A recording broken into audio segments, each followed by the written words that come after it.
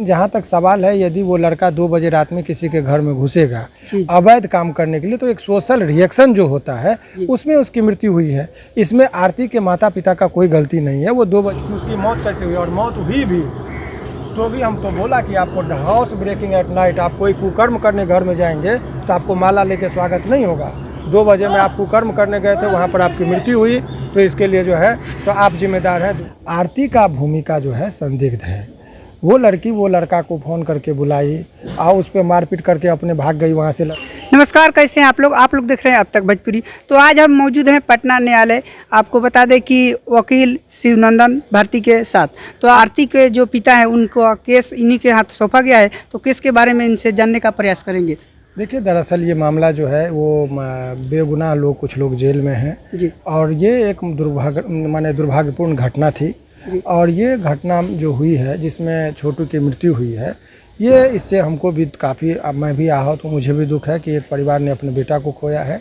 लेकिन जहाँ तक सवाल है, यदि वो लड़का 2 बजे रात में किसी के घर में घुसेगा अवैध काम करने के लिए, तो एक सोशल रिएक्शन जो होता है उसमें उसकी मृत्यु हुई है। इसमें आरती के माता पिता का कोई गलती नहीं है। वो 2 बजे रात में गया और वहाँ जाने के बाद वहाँ पर जो हो हल्ला हुआ, ग्रामीण के कुछ लोग दौड़े, तो भाई किसी के घर में आप घुसिएगा रात में 2 बजे, तो उसका जो रिएक्शन होगा उसी रिएक्शन का परिणाम है कि उसकी मृत्यु हुई। इसमें कोई बहुत बड़ी बात नहीं है। ये लोग, आरती के माता पिता लोग बहुत निर्दोष हैं। इस तरह की कोई घटना में जो है इनकी संलिप्तता नहीं है। इनको कब तक मतलब बेल मिलेगा? बेल का जो अपना प्रोसेस है वो अभी मजिस्ट्रेट के सामने रखा जाएगा, फिर सेशन कोर्ट में रखा जाता है। सेशन कोर्ट के बाद यदि वहाँ नहीं होता तो फिर हाई कोर्ट में आता है। तो एक तरीका है, एक चैनल है, एक प्रोसीजर है, उसको विहित प्रक्रिया को पालन करते हुए ही बेल की प्रक्रिया है। तो अब वो सारा शुरू है और अनुसंधान जारी है। अनुसंधानकर्ता अपना काम कर रहे हैं, चार्जशीट जमा होगा और तब जाके इन लोगों को सज़ा मिलेगी। जी, आरती के बारे में क्या कहना चाहेंगे? आरती का भूमिका जो है संदिग्ध है। वो लड़की वो लड़का को फ़ोन करके बुलाई और उस पर मारपीट करके अपने भाग गई, वहाँ से लड़का को मरवा दी। तो इसमें तो उसकी भूमिका बहुत संदिग्ध है ही। उसमें मेन गुनाहगार जो हमारे हिसाब से आरती के भी दृष्टिकोण, माने उस दृष्टिकोण से भी अनुसंधान होना चाहिए और जो भी मेन गुनाहगार है उसको उससे भी पूछताछ होनी चाहिए।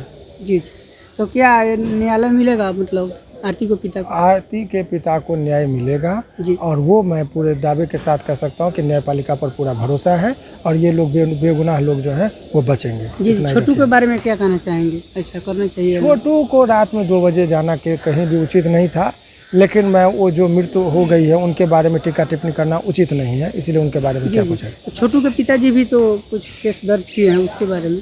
छोटू के पिताजी का उनका पिता जो है, किसी का पुत्र का निधन होगा तो अपने रिएक्शन में जो काम करे, वो आई विटनेस तो है नहीं, उन्होंने कुछ देखा नहीं, तो उनके बात का बहुत ज़्यादा अहमियत नहीं है। और जो भी चीज़ होगा वो पुलिस का रिपोर्ट पर निर्भर करता है।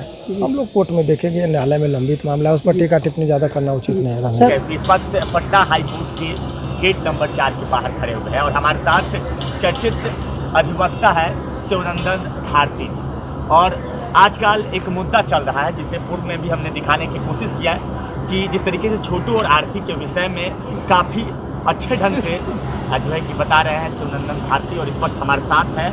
इन्हीं से जानकारी प्राप्त कर लेते हैं कि अब जो है कि इस केस को आप अपने हैंडल से किस तरीके से देख रहे हैं। और लोगों का ये सवाल बना हुआ है कि आप आरती को बचाने में, आरती को जो है कि मतलब कानून की तरफ ले जाने के चक्कर में क्यों पड़े हुए, मतलब लोगों का ये भी। देखिए, सबसे बड़ी बात कि जब एक जिम्मेदार नागरिक होने के लिए, एक एडवोकेट, जिम्मेदार एडवोकेट होने के लिए, कि जिन लोगों को भी मुझे लगता है कि अन्याय हुआ है और जो दोषी हैं उनको न्यायालय में भी हम लोग उसको सामने लाते हैं, न्यायपालिका के सामने कि ये गलत है। तो ये जो घटना है ये दुर्भाग्यपूर्ण घटना है और एक लड़का और एक लड़की के गलत डिसीजन की वजह से दोनों परिवार बन गए।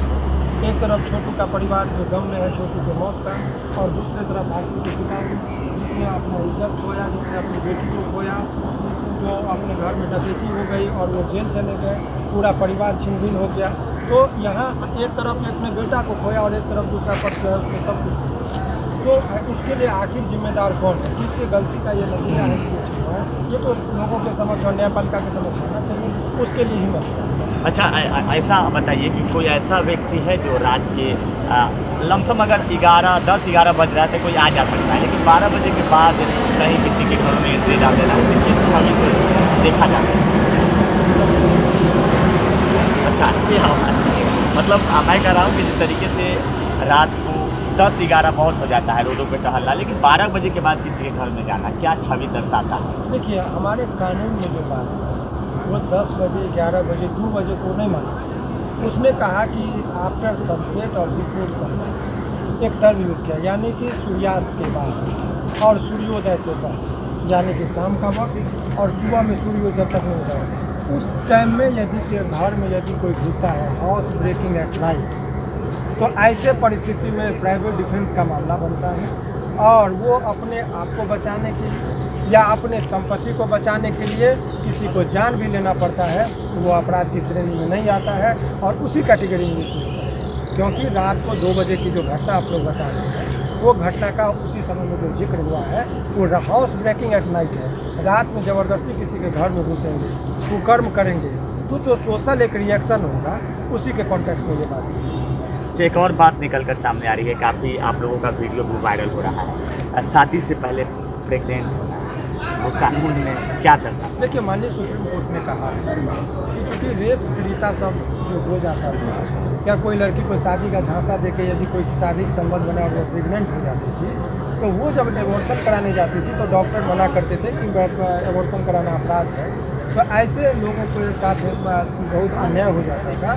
तो उसमें माननीय न्यायालय ने कहा कि नहीं, कुंवारी भी लड़की है और यदि वो इस तरह रेप पीड़ित है या अन्य चीज़ है, तो वो यदि प्रेग्नेंट कराए तो उसका कानूनी अधिकार उसको ये कह के नहीं हटाया जा सकता कि आप शादीशुदा है। तो उस परिस्थिति के अनुसार उस केस के फैक्ट के अनुपालन में इस तरह का बात कहा गया, वो जनरलाइज नहीं किया जाए। इसका मतलब ये लाइसेंस नहीं देता कि पहले आप प्रेग्नेंट हो जाइए तब आप शादी।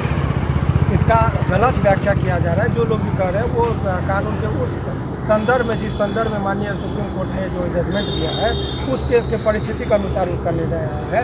ये जनरल नहीं कहा कि पहले अभी देखें समाज में कि पहले लड़की बच्चा पैदा कर देगी तब शादी होगा, कुंवारी लड़की का पहले, इसका मतलब तो नहीं कि लाइसेंस दे दिया। वो एक खास परिस्थिति के संदर्भ में माननीय सुप्रीम कोर्ट का टिप्पणी है। अच्छा, एक और सवाल है, जिस तरीके से आरती और छोटू के बीच में जो सिस्टम और जो घटना हुआ उसका जो है कि कहीं ना कहीं कोल्ड डिटेल्स या फिर किसी भी तरीके का कोई अब तक जांच सामने निकल कर रहा है, क्योंकि आप उस केस के हैंडल कर रहे हैं। दरअसल ये है कि इन्वेस्टिगेशन का जो पार्ट और FIR करने के बाद आईओ जो है अनुसंधान करते हैं और अनुसंधानकर्ता का अपना एक कर्तव्य होता है कि वो जो भी बात करेंगे, जो भी वो साक्ष्य को इकट्ठा करेंगे, वो न्यायालय के समक्ष रखेंगे और न्यायालय उस चीज़ को देखेगी। इसीलिए पोस्टमार्टम रिपोर्ट हो, अनुसंधानकर्ता क्या कर रहे हैं नहीं कर रहे हैं, उस चीज़ों का जो है सो अभी यदि वो लीक हो रहा है तो ये अच्छी बात नहीं है और उसके क्रेडिबिलिटी पर जो है सो ट्रस्ट लग जाएगा। इसीलिए उस चीज़ पर ये कहना कि अभी क्या कर रही है पुलिस, कहाँ क्या की, ये सब अभी जांच का विषय है, वो कर रही है। चार्जशीट वो कोर्ट में जमा करेगी, उसके बाद इस केस को आपने लिया है, किस तरीके से हैंडल कर रहा है, क्या लग रहा है अब तक? अब तक के पूरे प्रकरण में लग रहा है कि ये जो मामला है दुर्भाग्यपूर्ण घटना थी, ये कोई और जो लोग भी जेल में है वो पूरी तरह से निर्दोष हैं। बेवजह निर्दोष लोगों को जेल में जाना पड़ा है। 2 आदमी की गलती की वजह से, एक आदमी की मृत्यु हुई और दूसरी जो लड़की अभी इतना बड़ा प्रवचन दे रही है उसके गलती की वजह से उसके मारा। उन्हीं के घर से तो बरामद हुआ था ना सर? लाश बरामद, आपके घर में हम लाश मार के फेंक दे तो आप दोषी हो जाएंगे। आपके घर में आकर कोई सुसाइड कर ले रात में तो आप दोषी हो। दादी उसकी कह रही है कि जो है कि थप्पड़ चलाया भी गया था। तो वही तो करे, रात में कोई घर में घुसा, एक थप्पड़ मारे, उसको रूम में बंद कर दिया, उसको डर हो गया, वो हदस में मर गया, तो वो शादी थोड़े हो गए। इसी बिंदु पर अनुसंधान चल रहा है कि उसकी मौत कैसे हुई और मौत हुई भी तो भी हम तो बोला कि आपको हाउस ब्रेकिंग एट नाइट, आप कोई कुकर्म करने घर में जाएंगे तो आपको माला लेके स्वागत नहीं होगा। 2 बजे में आप कुकर्म करने गए थे, वहाँ पर आपकी मृत्यु हुई, तो इसके लिए जो है तो आप जिम्मेदार हैं, दुनिया जिम्मेदार नहीं है। चलिए, हमारे साथ शिवनंदन भारती जी थे और इन्होंने अपना प्रतिक्रिया, क्योंकि ये केस को हैंडल कर रहे हैं तो इन्होंने बताया। आप लोग देख रहे थे अब तक भोजपुरी।